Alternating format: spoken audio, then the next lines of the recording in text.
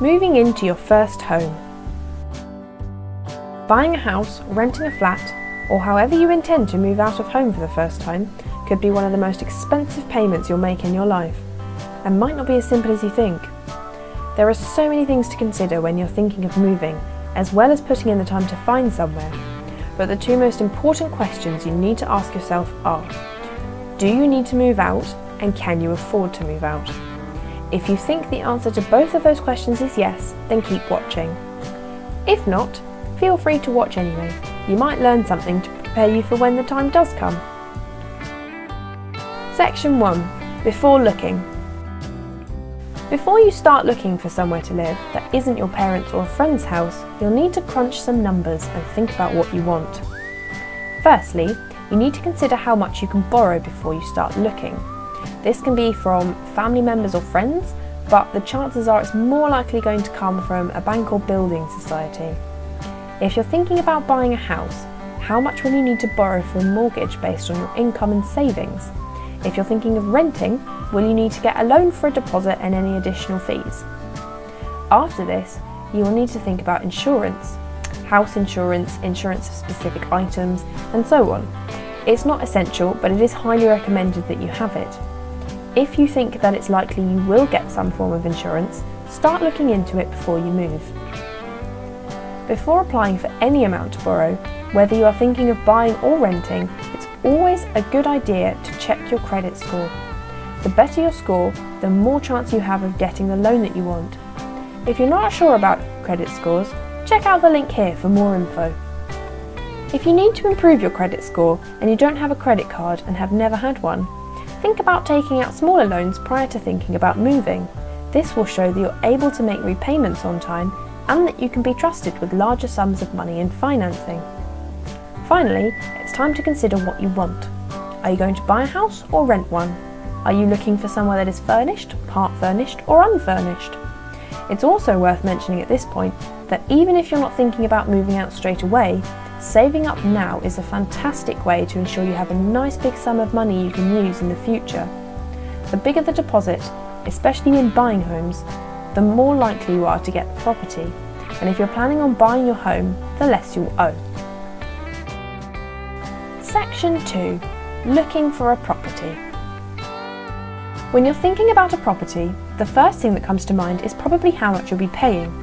If you're thinking of buying, the mortgage repayment will depend on how big your deposit is, how much the property is, how many years you intend to pay the mortgage for, and what interest rate you'll make the repayments at.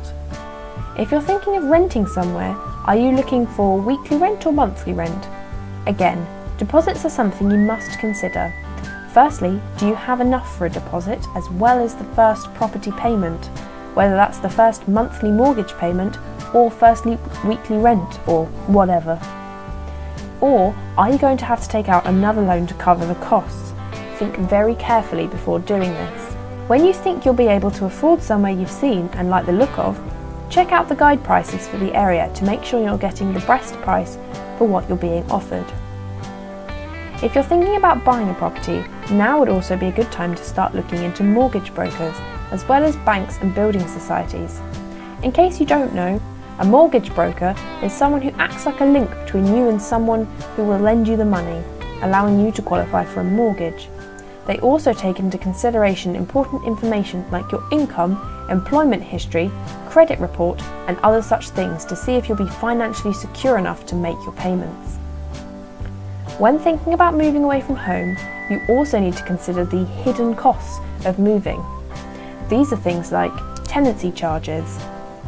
This is something landlords do to check your previous home ownership history, employment references, and to protect your deposit, as well as setting up an agreement. A guarantor is someone, normally a parent or guardian, who will agree to pay your rent if you can't. They're used if you can't get enough references. If this is the first property you're moving into by yourself, you will almost certainly need a guarantor. Insurance. Lawyers. You won't need them if you're renting. A pet deposit, if you have a pet. Some landlords require you to put down a pet deposit as well as one for yourself. If you're thinking of buying, it's really important to get a good mortgage as well as a good lawyer. It helps to work out all the fees before you sign anything though. just to make sure you know you can afford what you're getting yourself into.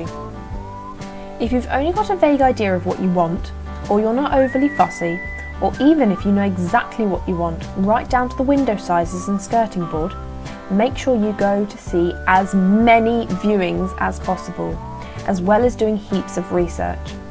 You might see something that looks really nice on a website, but unless you go and see it, you won't know for sure. You can then also check out the surrounding area, which is equally important. Don't be afraid to ask questions at viewings. You're perfectly within your right to do so. Make sure, whether you're thinking of renting or buying, you inspect the property thoroughly. Check for things like damp, leaks, breakages, mould, unsafe wiring, anything like that, as well as the overall condition of the property. Again, ask any questions you want answers to. Are the windows double glazed? Where's the electricity meter and the water meter? What's the EPC rating? Do this for every property you visit and you'll soon get a really good grasp at what's on the market within your budget, what's a good offer based on that, as well as further defining what it is that you're looking for. Section 3. When you find a property. If you think you've found a property and wish to go ahead with the transactions, one thing you need to consider is the time it will take.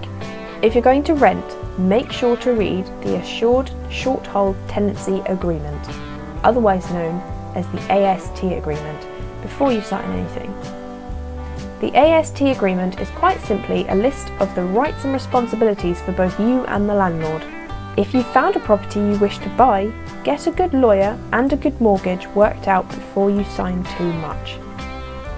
These processes can be very long and testing, especially if you have a family, and sometimes they fall through and you have to start over, but don't get disheartened, everything happens for a reason. When you get the keys to your property, whether renting or buying, make sure to check all of the meters on the day you move in and make a note of the readings for future readings, and for your own personal note. That way you'll know how much your bill should come to, and you can amend it if it doesn't match up. Don't forget that credit ratings are super important, regardless of the type of property you're investing in. So keep up your payments or it won't look good the next time you want to borrow money for something. That's a very basic rundown of moving out, but the main points to consider are these. Can you afford to move out?